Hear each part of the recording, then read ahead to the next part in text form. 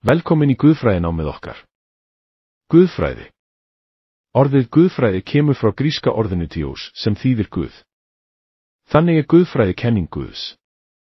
Til að hefja nám í hinum mörgu kenningum Biblíunnar verðum við að byrja á uppsprettu allra hluta. Guði. Við verðum að byrja á Guði, það enginn, ekkert, frammi fyrir honum. Áður en nokkuð var til, hann var, í upphafi Guð. 1 Mósebók 1:1. Guð sem á ýmsum tímum og á margvíslegan hátt, Hebreabréfið 1:1. Í upphafi var orðið, og orðið var hjá Guði, og orðið var Guð, Jóhannes 1:1.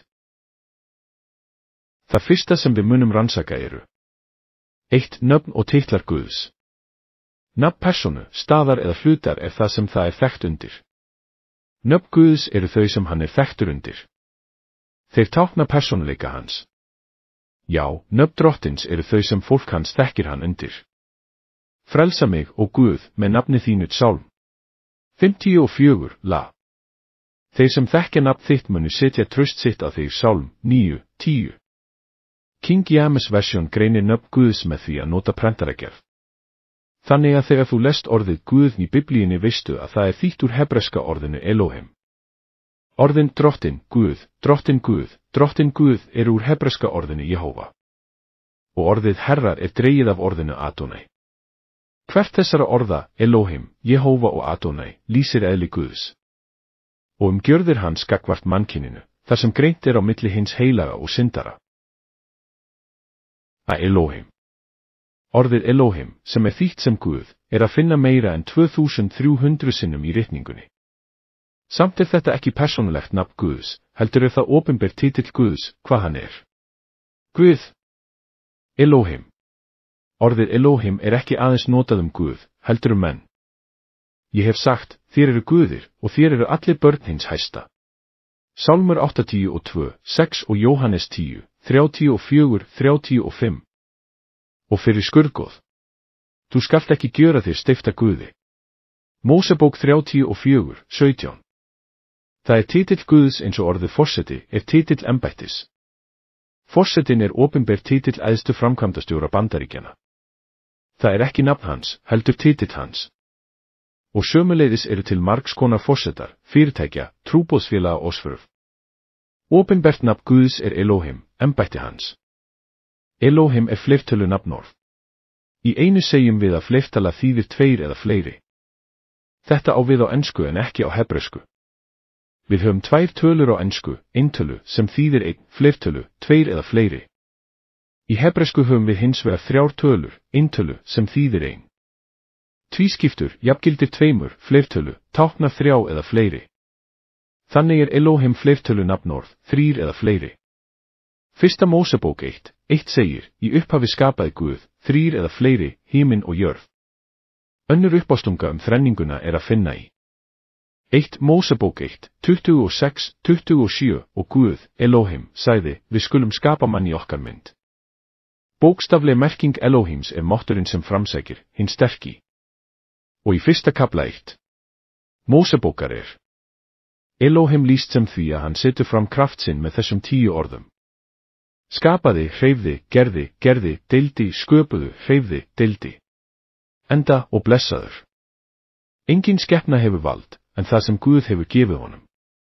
Maðurinn þarf að vinna fyrir vald sitt á öllum stigum lífsins. Og það er gert, sem Guð skapar, heldur það sem hann færi fram úr engu. Guð hefur vald í stjórn. Daniel benti á þetta og Nebúkadnesar varð að upplifa það. Til þess að hinir lifandi megi vita, að hinn æðsti ríkir í ríki mannana. Og gefur það hverjum sem hann vill og setur yfir það hinn aumingja manna, Dan 4:17. Með hroka fyllti hjarta hans varð Nebúkadnesar brjálaður. Þar til hann viðurkenndi að hinn hæsti ríkti.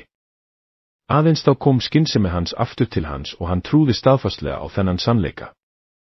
Elohim, Guð, hefur vald til að dæma, hvort sem það er yfir mönnum eða þjóð. Þegar hann slær, getur enginn staðist hann. Er eintöluform Elohim.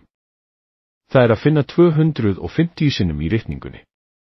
Það er notað í réttum nöfnum manna. Eins og Samúels spurður af Guði. Og Elía, Jehóva er Guð minn. Samantekt á Elohim. Elohim notað hinn eina sanna Guð. En einnig fyrir konunga, dómara og jafnvel Guði í sumum samhengum. Hins vegar aðeins einn Elohim almáttugur skapari og uppihaldari allra hluta.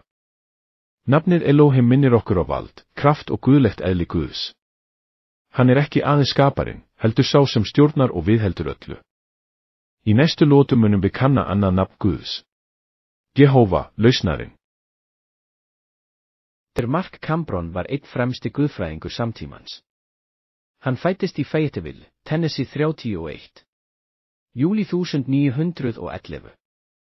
Og fæddist aftur árið 1919 í Billy Sunday herferð í Chattanooga. Cameron var menntaður í Chattanooga, sótti háskólan í Chattanooga, Tennessee Temple College. Og útskrifaðist frá Northwestern Biblical School og Northwestern Evangelical Seminary. Hann þjónaði sem aðstoðarmaður við Riley á 4. áratugnum. Og var prestur í Wisconsin, Minnesota og Tennessee. Hann gegndi lykilhlutverki við Tennessee Temple College og var meðstofnandi Florida Biblical College árið 1962, þar sem hann starfaði sem forseti og forseti emeritus. Cameron var einnig lengi forseti CC Mission og var með vikulega útvarpsútsendingu. Cameron var þekktur fyrir hollustu sína við hollustu kenningar, prédikun og kennslu. Í meira en 50 ár prédikaði hann, kom þú, Drottinn Jesús. Þann 24. Maí 2000 sagði Drottinn Jesús, Markus, komdu heim, mikil laun þín. Arfleifð hans lifir áfram með víðtæku guðfræðilegu framlagi hans. Þar á meðal útgefnum verkum hans kenningar Biblíunnar og áhrifum hans í kristið samfélag.